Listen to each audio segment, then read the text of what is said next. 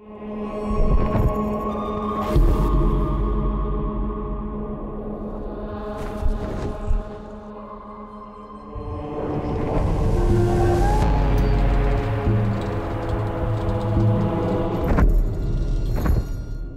Inferno, there's just nowhere to just hang out. You know, I'm just going to go to the jacuzzi area. Anger is all about just intense violence and rage. Everything in the world is against you. Cutting limbs off, heads are coming off. Boom, boom, boom. Anger is definitely a level that Dante can sort of unleash his fury in.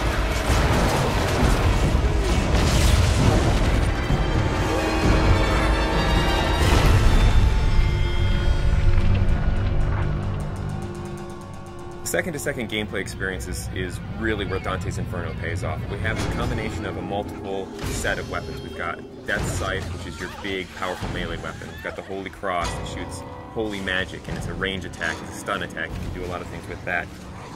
In addition to that, we have magic. You'll have magic powers that are on the righteous side and the unholy side. If you're in trouble and you want to like get out of the way or jump in the air or roll over there, whip out the scythe, blast it across, all those things just kind of lead into each other. And you don't kind of have to stop, start up something else. The main thing is you have a big ass scythe in your hand. We had like a sword at first. It wasn't feeling right. It just felt small and puny. The scythe's the thing here. That's almost the other character in there. The scythe that Dante uses is actually Death Scythe. It's dark, it's evil, it's punishing, it's sharp. There's actually a lot of different modes you could go in. It could kind of have this sort of straight spear-like mode. It also has what we call sort of the collapse mode, where it's more like a scythe that's just on his wrist. At the beginning, we're all trying to find different things. We actually bought a scythe, you know, farmers, you know, monthly or whatever. So we bought this scythe. As soon as we got the scythe, it's got the little handles like, no, this ain't gonna work. Sometimes you'll come into work and like you'll go to the kitchen and get coffee and there's just like some guy over there like with a broomstick and he's looking at himself in the mirror like doing this or going. So not only punishing everyone with that scythe, the other part of the combat is you've got a cross as well. The cross primarily is about stunning, pushing back, holding off enemies to buy yourself time. You know, it never really touches anyone physically. It's more about the power that emanates from it. It's a little bit more about crowd control. I kind of liken it to sort of like the Force in Star Wars. It's really used as a great way to either set up a combo or a way to hold them in place while you then beat the shit out of them with the scythe. We really leave it open to the player whether they want to go sort of all in on the holy powers, whether they want to go all in on the scythe powers, or do a mix of both. There's kind of a reason that Dante's got these two weapons, kind of yin and yang, you know, they're dualistic. And that plays out, not just the combat, but in the story as well.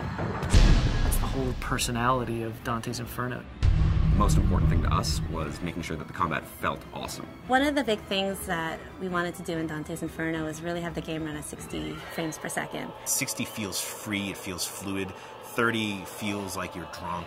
I mean, we did some tests, you know, where we took 30 and we took 60. You can totally tell the difference. As soon as you go to 60, you just see the flow, you see the trails, the scythes leaving behind, and just the smoothness.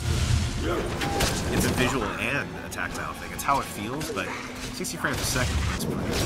Especially with all the great effects we got going on in the game now. Sassy. By the time you get to anger, you're kicking some ass, but don't get too comfortable, because pretty soon the shit's really gonna go down. Going into anger, which is really combat focused, and you're really gonna test your skills in that arena. Then you're gonna go into heresy, which I think will make you think about certain things that you may not normally think about in a video game. Dante starts to go wild.